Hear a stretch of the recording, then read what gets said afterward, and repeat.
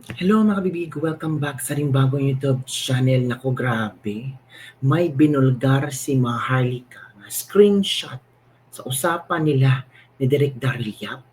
At itong si Direk Daryl Yap mga kabibig ay shinare niya kay Maharlika ang pinag-uusapan nila ni Senator Amy Marcos.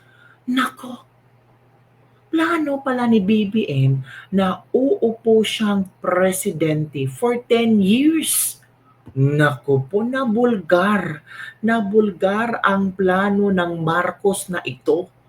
Grabe, I don't know kung totoo man ito or hindi kasi ito ay pinost ni Maharlika Boljakera sa kanyang Facebook fan page. January 26, 2024, ang message na ito tungkol sa People's Initiative from Daryl Yap. Alam ni Amy Manga na traidor ang kapatid niya, pero tikom ang ngangabels ng Jutanjinamo. Palibhasa, pareha silang traidor sa bayan. Ito yung ito pala yung shinare ni Direk Daryl Yap noong January 26, 2024 tungkol sa People's Initiative. At ano ba ang laman ng mensahe ni Senator Amy Marcos tungkol sa People's Initiative? Kung hindi manaharangan yung People's Initiative, baka wala ko. So, naharangan yung People's Initiative. So, naghanap sila ng way para hindi makatakbo si BP Sara. Impeachment. Ang Korte Suprema, sinabihan na unconstitutional ang impeachment. Ano ang susunod? Chacha, charter change. Nako po. O eto kabibigay, i-share ko sa inyo, baka sabihin niyo naman gawa-gawa kong issue na ito. Nakita ko lang ito na pinost ni Maharlika Boljakera sa kanyang Facebook fan page. O yan galing kay Maharlika. Kita nyo naman Maharlika, galing yan ha. So basahin natin kung ano ang laman. Nako, ito na. Nako, ito sabi nito basahin natin ha, kung ano ang laman ha. Grabe. Anong sasabihin Saturday sa prayer rally? Nagtanong pa si Amy Marcos daw. Kay Amy Marcos ba talaga to? Oo, Amy Marcos Mobile. Basahin natin ha. Anong sasabihin Saturday sa prayer rally? Di ba uso yung tungkol sa People's Initiative na nagrally si Pangulo Duterte? Saan mang pumupunta si Pangulo Duterte tungkol sa People's Initiative, nagrally siya doon. So baka naimbitahan si Amy para magsalita. Ito ang sabi ni Amy, traumatic yung meeting kay BBM kanina. Kunwari wala siyang alam. Yun pala, todo-todo niyang sinusuportahan ang People's Initiative para magkaroon ng 2 times 5-year terms siya at iba pa. Naku, 2 times 5-year terms siya at iba pa. So 10 years. 10 years siyang uupong presidente. So parang kung ano yung ginawa ng kanyang ama, gagawin niya. Nako, yung issue ng pagbaliwala sa Senado ay baliwala rin sa kanya. Wala siyang pakialam sa batas at payag pala siya kina Martin at sa PI na magpapanatili sa kanya sa posisyon ng 10 taon at mahigit pa. Hala ka, kakahiya. Kung ano ang binatikos sa ama ko, mas malala pa ang gagawin niya. Traidor sa konstitusyon, traidor sa bayan, traidor sa aming pamilya, hindi ko na siya kilala. Higit hindi siya maaring anak ng ama ko. Wala ka. Grabe ha. Grabe yung statement ni Senator Amy Marcos. O kay Senator Amy Marcos yan galing kay Direk Daryl Yap, finorward ni Maharlika. Baka sabi niyo, chika-chika. Tingnan niyo Daryl Yap. Tingnan niyo. I think this is Facebook Messenger. Tingnan niyo kung ito ba yung Facebook profile ni Daryl Yap. Sige, palakihan natin. Tingnan niyo na lang sa sa fan page ni Maharlika Boljakera. Doon mo makikita kabibig. Yan. Doon mo makikita kabibig lahat. Doon mo makikita yung screenshot na shinare ni Maharlika. Yan kabibig. So plano pala ni BBM na uupong 10 years. Payag pala siya sa People's Initiative. Ito ang sinabi ni Amy Marcos, oh. Traumatic yung meeting kay BBM kanina. Kunwari wala siyang alam. Yung pala todo-todo niyang sinusuportahan ang People's Initiative para magkaroon ng 2 times 5 years term siya at ang iba pa. So hindi lang si BBM pala ang gustong magkaroon ng 10 years sa pag-uupo. Meron pa. Sino-sino ba? Ito si Martin at mga ibang kongresista, di ba? Yung issue ng pagbaliwala sa Senado ay baliwala rin sa kanya. Wala siyang pakialam sa batas. Naku, iba na to. At payag pala siya kanina kina Martin at sa PI na magpapanatili sa kanya sa posisyon ng 10 taon at mahigit pa. Hala, yung tatay ni BBM umupo 20 years. So si BBM, okay lang sa niya na umupo siya ng 20 years, more pa. Hala, kakahiya. Kung ano ang binabati ko sa ama ko, mas malala pa ang gagawin niya. So, hala ka. So, iba ang plano ni BBM. Sabi dito, traidor sa konstitusyon, traidor sa bayan, traidor sa aming pamilya. Hindi ko na siya kilala. Higit hindi siya maaring anak ng ama ko. Yan ha, yan ang shinare ni Maharlika sa kanyang Facebook fan page na Boljakan. At doon, rakihan natin, yan kabipi. Kita nyo na ha.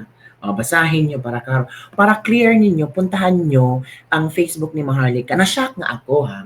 I don't know kung maniniwala ba ako nito or hindi. Pero grabe, kung totoo man ito, grabe yung plano ni BBM.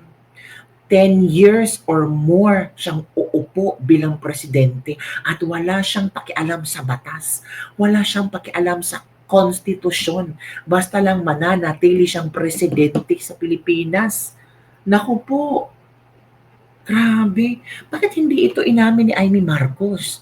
Bakit hindi siya nagsabi tungkol dito? 'Di ba? Uy, grabe. Parang nakakagulat kung totoo man to kabibig, no? Ay, baka maglabas ng statement si Senator Amy Marcos kasi sasabog ang isyong ito. Kasi kung natuloy pa ang People's Initiatives, baka si VP Sara mawala na yan sa kanyang posisyon at mananatili na si Martin, si BBM at inyong iba 10 years and more na gusto lang maghari-harian sa Pilipinas. Naku mga kabibig, shocking revelation to ni Maharlika. As in, uy, naku, ano kayang komento ni Direk Daryl Yap na i-share ito ni Maharlika. Parang hindi natakot si Maharlika i-share. Sabi pa nga ni Maharlika dito, pwede ko bang ipakita ang text message? Pag ito mahahalatang ako, sabi pala. Naku, grabe, budol match again. Talaga, pamilyang Marcos, Araneta Romualdez, Evil Doer, Circle talaga. Aminatics, pasok. Sige nga, ratatan nyo from sulong bansa ng pagbabago. Naku, sana nilabas ito ni Maharlika nung kasagsagan ng eleksyon.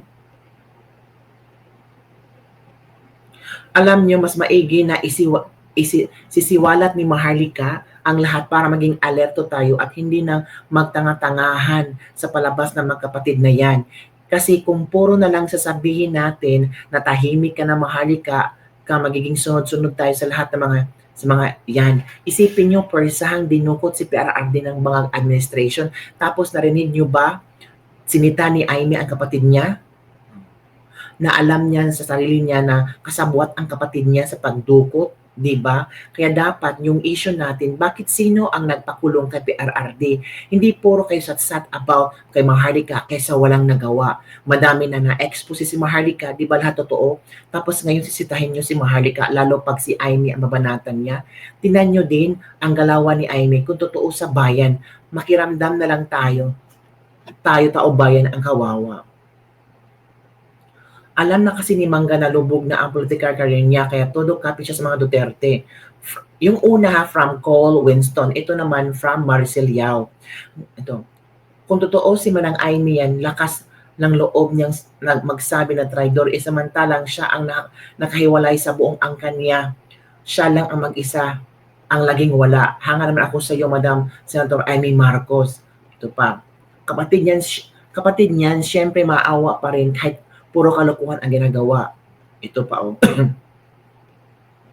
Ito yung sinasabi, oh, if walang mag-i-expose, paano natin malalaman if saan napunta ang pera natin sa government? Same what happened to Alpots. If hindi ini-expose ni Maharlika na may picture Tatay Digong sa improper from Alpots, malamang pagkikitaan pa ng iba yung picture ni Tatay Digong.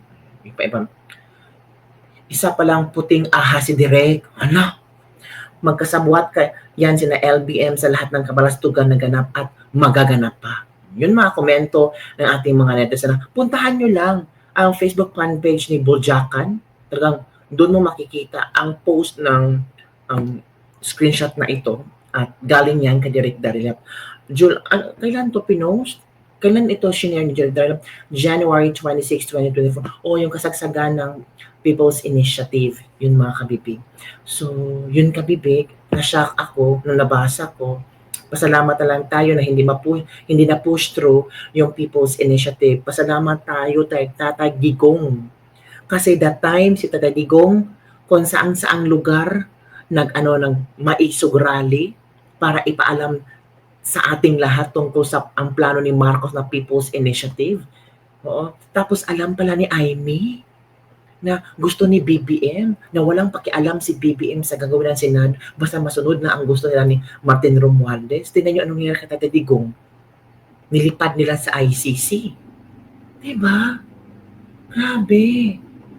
So dito nakikita natin na ang hero natin ay si Tatay Digong. Niligtas tayo ni Tatay Digong sa People's Initiative. Kahit matanda na siya, pumupunta-punta siya sa ibang lugar para mag-rally tungkol sa People's Initiative. Pero anong ginawa natin? Di ba? Ala. So para tumahimik si Tatay Digong at hindi na siya, ang tawag dito, magsalita tungkol sa People's Initiative, pinadukot. Ito ha, makinig tayo kay Tatay Digong. If you still, this was, tagal to, January pa to eh. Tingnan natin Tatay Digong ha. Ito. Is supposed to Comelec, bakit dun sa mga logs na in-upload ni is supposed to be a permanent thing. Ang batas na binigay ng Constitution so Congress, lawmakers, they can make laws every day, modify, change it if they want every week. Okay lang yan. Huwag ninyong pakialaman ang Constitution kasi yun ang bahay opisyal ng Pilipino. Kainin nyo. There's nothing wrong with the Constitution right now. The environment in the Philippines seems to be positive, okay. Sa umpisa pa lang, nagdududa na ako. Is supposed to be a permanent thing. Ang batas na binigay ng Constitution so Congress, lawmakers, they can make laws every day, modify. So ano na nga yung kabibig? Diba? O ano na? Naku po. Grabe. O, ito pa ha. Maalala natin si Tatay Digong. Tatay Digong save us. Diba? Tatay Digong save us from People's Initiative. Ito. Sa atong mga congressman, wala ko'y problema. Ang problema nako, ang inyong kaugmaon nga inyong isiguro, labi na maingon mo, nga kung may bagong konstitusyon, magpabilin mo, nga as you are, where you are, kung asa ka karon diha kay steady o na sunod eleksyon o niya bagong termino para sa presidente. Lisod kaayo na you do not tinker with the Constitution. Sa atong mga congressman, wala ko'y problema. Ang problema nako, ang inyong So yun kabibig, if naalala nyo si Tatay Digong noon, 'di ba? Maisog rally. Palagi niyang he's always talking about People's Initiative na hindi maganda yan, isira ng konstitusyon, may plano si Marcos. Ngayon, totoo pala. Plano ni Marcos umupo ng 10 years at more. Buti na lang talaga napigilan ang People's Initiative. Buti na lang talaga na meron tayong isang Pangulong Rodrigo Roa Duterte na kinaya lahat kung saan saang lugar para lang mag-rally, para ipaabot sa atin kung ano ang People's Initiative at kung ano ang magiging resulta ng People's Initiative. Yun lang kabibig. Try to reflect. Yun lang kabibig. Don't forget to like, subscribe, and share this video. More prayers for Tatay Digong. Kita nyo na kung sino ang may malasakit sa bayan at kung sino ang totoong mahal ang Pilipinas. Yun lang kabibig. Don't forget to like, subscribe, and share this video. Bye everyone. See you next time.